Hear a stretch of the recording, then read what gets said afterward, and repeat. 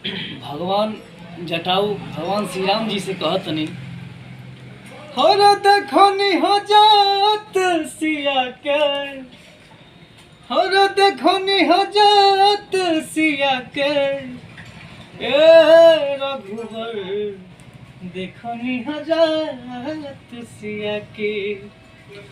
काम रहल पूछत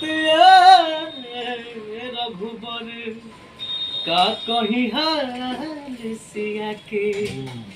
बिलख बिलख के हर रवत बचारे करत पुकार पिया के।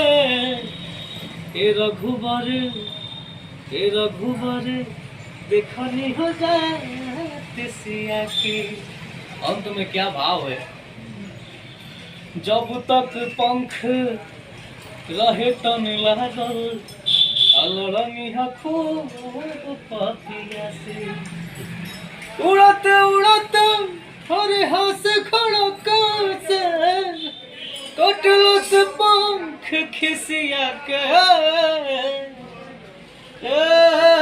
रघुवर देखनी हो जात सिया के।